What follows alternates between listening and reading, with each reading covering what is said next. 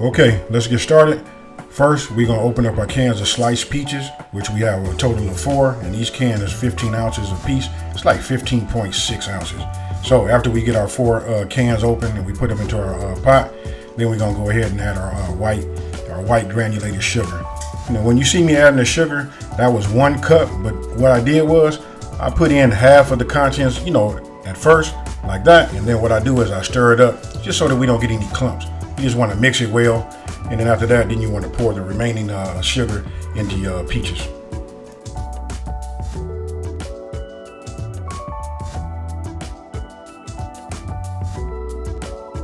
Now, after you mix all of your white sugar and your peaches and the juice together, then you come back with, you want to come back with your brown sugar, and then the same thing. You know what? I just do half and half just to ensure that we don't get any clumps. And after that, then we start adding our spices. And here you can see, we got ground cinnamon. You know what? You start off with like 1 teaspoon. And listen, after you make this is up to you. You can tailor make it to how you like it. This right here is the combination that I like. It's like the perfect blend of spices and juice and peaches, and the cook time is just awesome. And then we come back with the ground nutmeg, 1 teaspoon. And again, listen, you just want to mix it up. And then of course we're gonna put it on the stove. Here I'm using an induction top. I'm gonna go ahead and put this on like a medium. I started out on medium and then adjusted my heat down to about 200 degrees. So that's somewhere in between low and medium. So we'll just call it a low medium heat. And then you want to cook it for about 15 minutes. Now I take Pam, and this is the pan that we're gonna make the peach cobbler in. So I take it and I just spray it. You want to spray the edges, and then you want to spray, the base. This helps the crust, keeps it from sticking, and it serves as another purpose also. Once we get the crust and we get it ready to line it, what we do is we put it in there, and it makes it easier to spread it to the edges.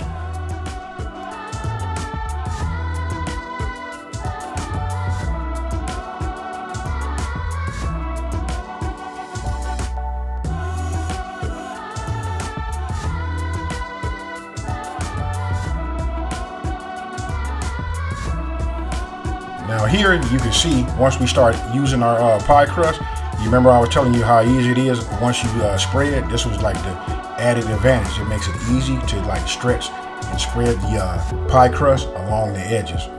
After that, and now you can see why we need 2, because it's only going to cover about 3/4 of it. It depends on how big your Pyrex or your cobbler pan is. So here again, just opening it up, spreading it out, and you'll see what I'm doing is I'm just like spreading it. It would have been easier if I just would have went and found my rolling pin and just rolled it out and thinned it out a little bit, and you can increase your surface.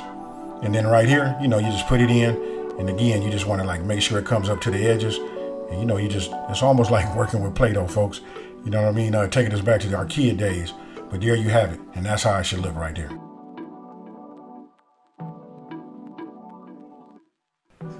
Now, after cooking your peaches with your sugars and your spices for 15 minutes, on medium low heat, you go ahead, turn them off, stir them up, and now it's time to go ahead and fill that peach cobbler.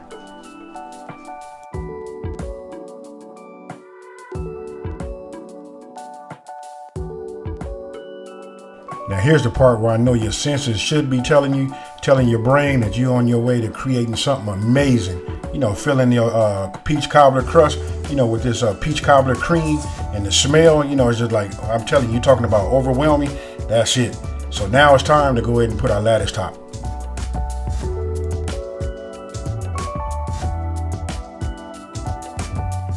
Now here we open up the other box with those other 2 ready-made pie crusts.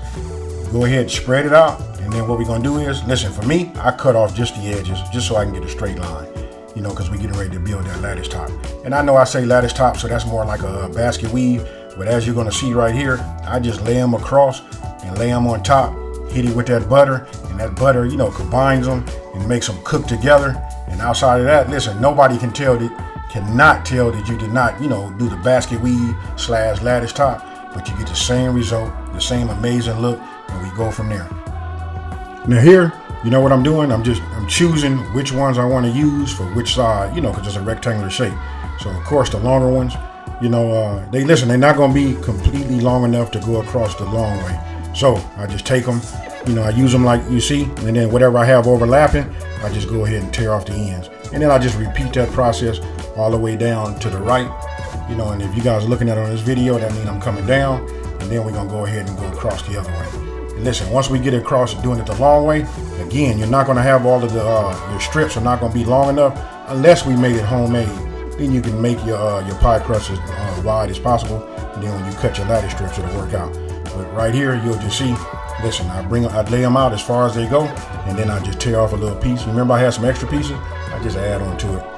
It might look funny right now, but once you put it in the oven, and after it gets through baking, you know, after it's being brushed with the butter, I promise you, this right here is going to tie itself in to each different strip.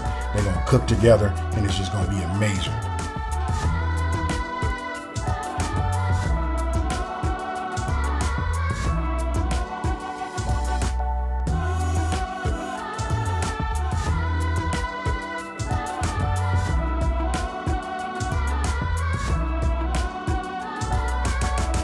Now after you're done, what you want to do is you want to heat up at least, I'm going to say go ahead and get yourself 3 tablespoons of butter, get yourself a brush, and you want to brush all of your pie crust tops.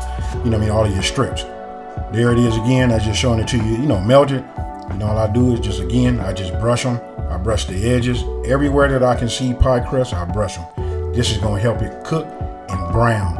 And listen, hey, you know what? We're going to go ahead and call that, it's the magic.